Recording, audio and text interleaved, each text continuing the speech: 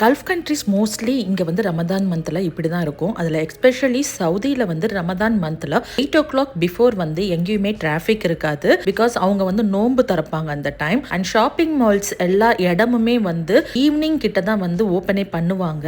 நாங்கள் 6 o'clock இப்போ வந்து வெளியில் போயிட்டு இருக்கிறோம். ஸோ எப்படி இருக்குன்னு பாருங்க. எல்லாமே ஷாப்ஸ் க்ளோஸ் ஆகி இருக்கும். டிராஃபிக்குமே அந்த அளவுக்கு சுத்தமாகவே இருக்காது.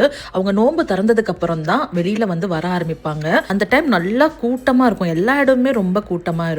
மால்ஸ், ரெஸ்டாரண்ட் எல்லாம் காலையில் 3 o'clock வரைக்குமே இருக்கும். அண்ட் மார்னிங் வந்து க்ளோஸ்டா இருக்கும். 6 o'clockல இருந்து 7:30 வரைக்கும் எங்கேயுமே க்ரௌட் இருக்காதுன்னு சொல்லி ஈவினிங் அந்த டைம் நாங்க வந்து ஷாப்பிங் போயிட்டு வந்துருவோம். ஸோ தட் ஈஸியா இருக்கும். சீக்கிரம் டிராஃபிக்கும் இல்லாம போயிட்டு வந்துடலாம் அப்படின்னு. நோன்பு திறந்ததுக்கு அப்புறம் தான் பப்ளிக் பிளேஸ்ல வந்து சாப்பிட முடியும். அதுக்கு முன்னாடி சாப்பிட்டா ஃபைன் போடுவாங்க. ரெஸ்டாரண்ட்ஸ் எல்லாம் ஈவினிங் 4 o'clockல இருந்து இஃப்தார் இதுக்கெல்லாம் ரெடி பண்ணி வச்சிருவாங்க. நம்ம வந்து பார்சல் வாங்கிட்டு வந்துடலாம். அங்க வச்சு சாப்பிடக்கூடாது. ரமதான் மந்த்ல ஆஃபீஸ் ஒர்க்கிங் ஹவர்ஸுமே ரொம்ப கம்மியா தான் இருக்கும். இப்பெல்லாம் என் ஹஸ்பண்ட் வீட்டுக்கு 6 o'clock 6:30 வந்துடுறாங்க.